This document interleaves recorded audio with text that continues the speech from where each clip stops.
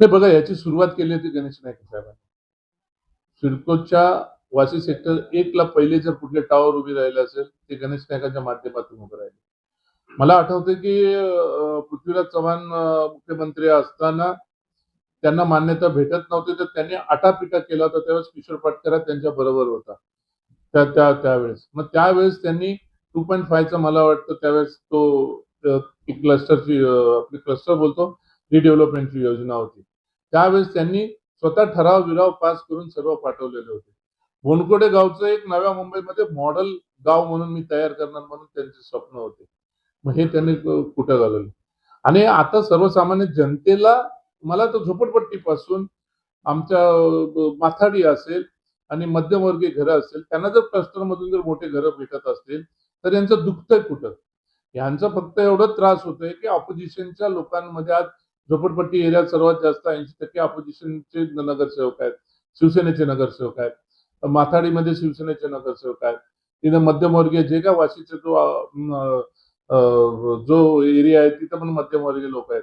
हे ह्या लोकांना जर मोठी घरं भेटत असेल, तर यांना दुखण्याचं कारण काय आहे? आणि मग नंतर उठायचं आणि मग एकनाथ शिंदे साहेबांच्या नावाने तुम्ही कॅबिनेटमध्ये आहे, मग त्याचा आणा ना, बसा ना, ठराव आणा ना. बघा हे सत्ता कोणाची होती? पालकमंत्री 15 वर्ष कोण होते ठाणे जिल्ह्याचे?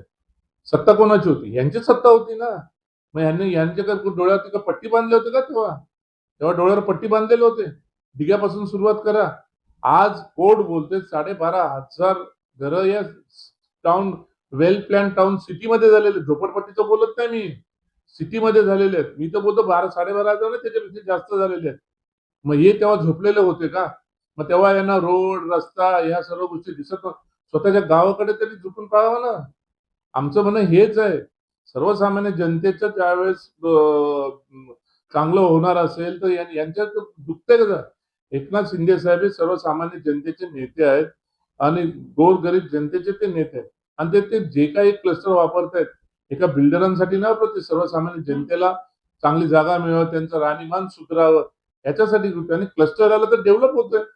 एक चांगल्या तुमच्या जसं सिडकोने डेव्हलप केलं तसं गार्डन, शाळा, रस्ता हे त्याच्यामध्ये मिळणार आहेत.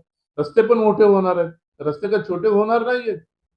पण हे असं ते त्यांना ओरमच्या बाबतीत बोलता येत नाही त्यांना. पण आमच्या सर्वसामान्य जनतेच्या ज्यावेळेस चांगलं व्हायचं आमचे दिवस येतात, त्यावेळेस यांना बोलायला बरोबर सुचतंय. यांना काही लोकांना यांच्या कमिशन नाही भेटत म्हणून यांची पोटदुखी आहे. कसला फ्लॅट? फ्लॅट ते ह्यांनीच आणलाय. अनाधिकृतचा फ्लॅट कोणी आणला? मी तर बोलतो गणेश नाईक साहेबांच्या कारकिर्दीमध्येच अनाधिकृतचा फ्लॅट आला. आज तुमचा वाढीव एफएसआयचा फ्लॅट कोणी आणला? 2.5 चा एफएसआय साठी आम्हीच झगडत होतो. नवी मुंबई महानगरपालिकेचा ठराव शासनाला पाठवण्यात आला होता. त्यावेळेस पृथ्वीराज बाबांनी त्या गोष्टी थांबवल्या होत्या. तेव्हा यांनीच याच्यामध्ये विश्वदास भावेमध्ये मोठी सभा घेऊन त्याने विरोध केला होता. हे हे आम्ही सुरुवात केलेली आहे. यांची सुरुवात आहे ही सर्व काय. यांचेच स्वप्न होते. मग यांना त्यावेळेस 2.5 एफएसआयचं त्यांना वाटत होतं. सर्वीकडे ते भाषणं करत होते.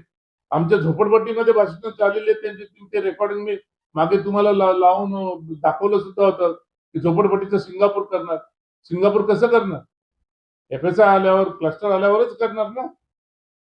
या सर्व गोष्टी बघा, या सर्व गोष्टीला आज हे स्वतःच्या चुका हे झाकून द्यायला बघतात. यांनी सांगावं नाही काय झालं.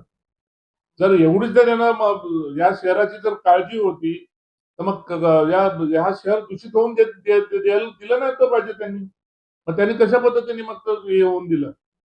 तोच आहे ना, विषय तोच आहे. तोच आहे. त्यांचा विषय तोच आहे. काही शहराचा विकास नाही व्हायला पाहिजे, यांचा स्वतःचा विकास व्हायला पाहिजे. पहिल्यांदा यांचा स्वतःचा विकास होत होता. पालकमंत्री होते तेव्हा स्वतःचा विकास होत होता. तेव्हा त्यांना 2.5 एफएसआय आठवत होता. गावं डेव्हलप व्हायला पाहिजे ते आठवत होते. सर्व काय आठवत होते. आता जर युडीसीपीआर आला आणि आता जर क्लस्टर आणायचा जर प्रयत्न करत असेल, सर्वसामान्य जनतेला जर न्याय भेटत असेल, त्यांच्या पोटात दुखणे चालू झालेलं आहे.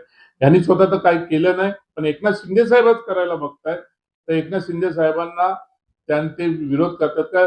शिंदे साहेबांचं जे पॉप्युलेशन आणि सर्वसामान्य जनतेमध्ये आज महाराष्ट्रामध्ये शिंदे साहेबांचं नाव रूपाला यायला लागलंय. शिंदे साहेब यांचं ज्युनियर होत आहे. आज शिंदे साहेब मुख्यमंत्री झाले, आज उपमुख्यमंत्री आहेत. हे कुठल्या मंत्रिपदावर खाली वनमंत्री पदावर आलेले आहेत. यांना ही पोटदुखी आहे आणि म्हणून त्यांना ते सहन होत नाही आणि म्हणून उठायचं आणि शिंदे साहेबांच्या विरोधात बोलायचं. आम्ही जे कदापि सहन होऊन देणार नाही. वेळ आली तर या घनसोली असेल, सर्वसामान्य जनता असेल, त्यांच्या घरावरती मोर्चा आणायला पण आम्ही मागे पुढे बघणार नाही. प्रत्येक वेळी अरे आम्ही प्रत्येक वेळेस वेळोवेळी मी स्वतः देतोय ऑपोजिशन लीडर म्हणून. आज पण मी देतोय, मी पण त्यांना ते उत्तर देतो ना, म्हणून मी त्यांना बोलतोय की त्यांनी स्वतःच्या गावाकडे पहिला पाहावं. इथं होतं कष्टाच्या माध्यमातून त्यांनी त्यांचं गाव सुधारावं. सर्व त्यांच्या ज्या मनात स्वप्नातलं त्यांचं जे बोनकडं गाव होतं स्वप्नातलं, ते बोनकडं गाव त्यांनी सुधारावं. फिरण्यामध्ये जावं, कुठं गल्ली आहे, कुठं रस्ते आहेत. आता त्यांनी त्यांचे गाव सुधारण्याचा प्रयत्न करायला पाहिजे पहिल्यांदा. नंतर कळलं जर आपलंच गाव ते सुधारवले नाही तर सर्वसामान्य लोकांना ज्ञान देण्याचा त्यांनी प्रयत्न करू नये. आज आमच्या घनसोली सारख्या ठिकाणी जर क्लस्टर होत असेल, झोपडपट्टी भागामध्ये क्लस्टर होत असेल, चांगले डेव्हलप होत असेल, तिथं हॉस्पिटल, तिथं शाळा, तिथं गार्डन, हे आज आमच्या झोपडपट्टीमध्ये सर्वसामान्य जनतेला हे भेटत नाही. ते जर अवेलेबल होत असतील तर यांचं दुखतंय कुठं हे मला सांगा. आज तुम्ही ओरम सारख्या ठिकाणी त्यांना तुम्ही हे करता, तिथं तुमचे एक काही लोकांचे तिथे एक फ्लोर आहेत स्वतःचे, काही लोकांचे तिथे कोणाच्या नावावर आहे ते मला सांगायची काही गरज नाही. अशा ठिकाणी त्यांना चालते, पण सर्वसामान्य जनतेला ज्यावेळेस येते त्यावेळेस त्यांच्या पोटात काय दुखते. आज टेंडर प्लॉट मध्ये जातात, मोठे मोठे फ्लॅट होतात, मोठे मोठे श्रीमंत लोक आज या ठिकाणी डेव्हलप व्हायला, NRI झालं, हे झालं, ते झालं. जर तशा सुविधा जर आमच्या सर्वसामान्य जनतेला भेटत असतील आणि ते सुविधा मुख्यमंत्री फडणवीस साहेब आणि उपमुख्यमंत्री एकनाथ शिंदे साहेबांच्या माध्यमातून जर भेटत असेल तर यांच्या पोटात दुखतंय कुठं. हे बघा त्यांची प्रत्येक वेळेस आम्ही लोक त्यांना उत्तर देतो. किती त्यांना उत्तर द्यायला आम्हाला फक्त ते तिथे आम्हाला सांगायचं. त्यांच्या बाबतीत जर बोलायचं झालं, त्यांच्या बाबतीमध्ये एकच जलनचे की शिंदे साहेब आज एवढे मोठ्या पदावरती पोहोचलेले आहेत. त्यांचे ज्युनियर होते, त्यांच्या हाताखाली त्यांनी काम केलेलं होतं शिवसेनेमध्ये. आज ते या पदावर पोहोचले तर त्यांना ते सहन नाही होत. त्यांची ती सहन करण्याची ती कॅपॅसिटी नाही.